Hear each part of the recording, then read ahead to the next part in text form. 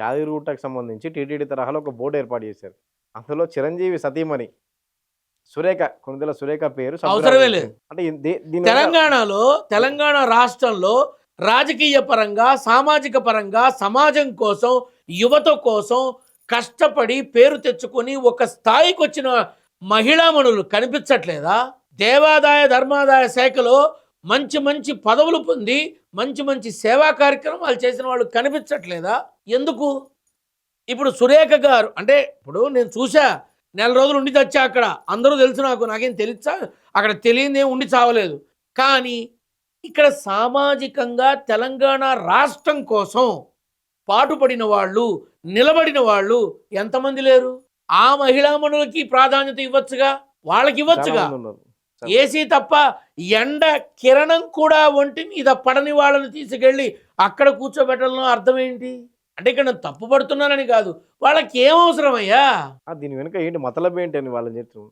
ఏమీ లేదులే, వాళ్ళకి ఏమైనా పర్సనల్గా ఉండి తెచ్చామో నాకేం తెలుసు. తెలంగాణలో చిరంజీవి గారు అంటే కాపు సామాజిక వర్గం కాబట్టి కాపు సామాజిక వర్గానికి ప్రథమపీట వేశారు అని చెప్పుకొని రేపు వాళ్ళకి అనువుగా ఉండడం కోసం ఈ పని చేశారని బయట మాట్లాడుకుంటున్నారు.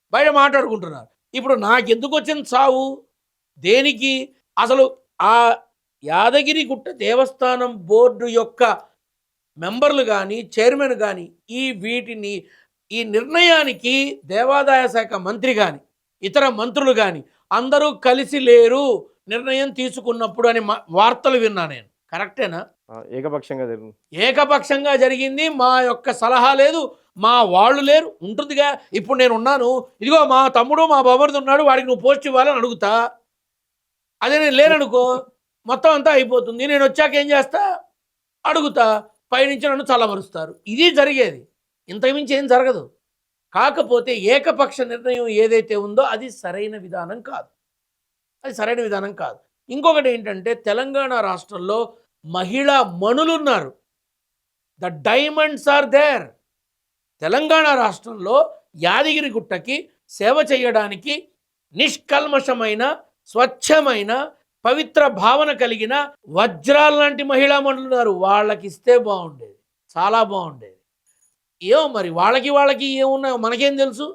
ఇప్పుడు కూడా చెప్తున్నా, వాళ్ళు విఐపీలు కదా, సర్వీస్ చేసే మహిళా మణుల్ని 10 మందిని తీసుకొచ్చి ఉపసభ్యులు అని ఒక కమిటీ పెట్టి యాదగిరిగుట్ట కోసం వదలండి, వాళ్ళు చూసుకుంటారు. మీరు బిజీగా ఉంటారుగా మీ మెంబర్లంతా, మీరు వాళ్ళ ద్వారా పనులు చేయించండి, సరిపోతుంది.